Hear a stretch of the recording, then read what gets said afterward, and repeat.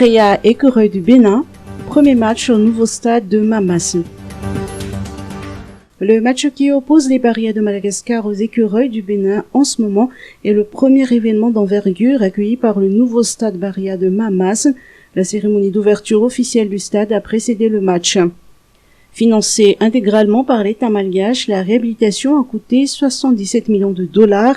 Le chef d'État André Duel a présidé la cérémonie d'ouverture à laquelle la star internationale du football, le Camerounais Samuel Eto'o, a été convié. Les festivités populaires d'inauguration du stade Baréa de Mamas se tiendront ce samedi 4 septembre. Entretien et protection de la rocade d'Yariv, engagement des communes riveraines. La commune urbaine d'Antananarivo, la commune rurale d'Ambourmagakele et celle d'Ankatkelilaf viennent de signer une convention d'engagement et de collaboration pour protéger et entretenir les abords de la rocade d'Yariv ainsi que les infrastructures communautaires. Quelques semaines à peine après l'inauguration de la rocade, certaines infrastructures ont été saccagées, détériorées ou dérobées. Des kiosques ont même été installés sur le bord de la route.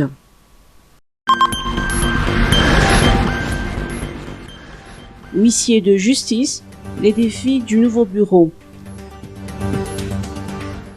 Maître Irlalaina Alarakutnijin, le nouveau président de la Chambre nationale des huissiers de justice et commissaire-priseur de Madagascar, a présenté aujourd'hui avec le nouveau bureau national les nombreux défis qu'il compte relever durant les 3 années de leur mandat.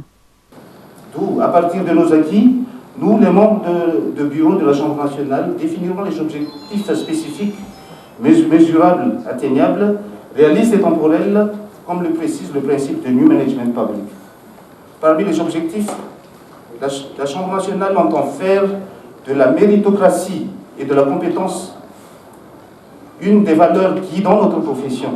En effet, Platon avait gravé la célèbre phrase que nul n'entre ici s'il n'est géomètre à l'entrée de son académie à Athènes durant l'Antiquité.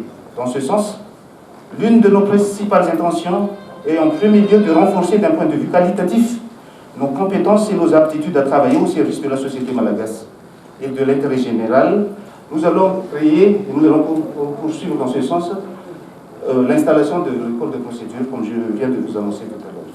En second lieu, d'un point de vue quantitatif, la croissance démographique impose que nous devrons accroître le nombre d'huissiers de justice et de commissaires-priseurs à Madagascar, sachant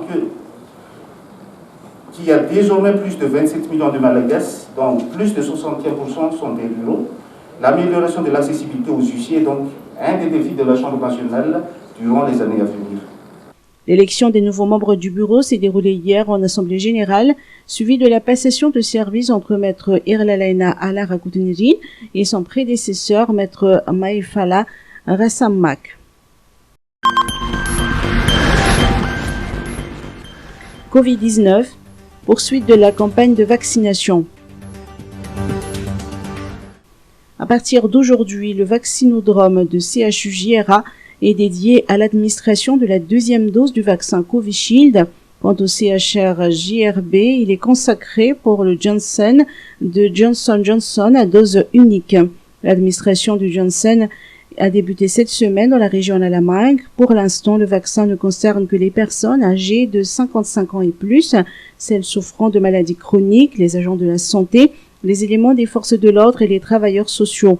À noter que le Conseil des ministres d'hier a décidé l'importation de 8000 doses de vaccin Johnson & Johnson.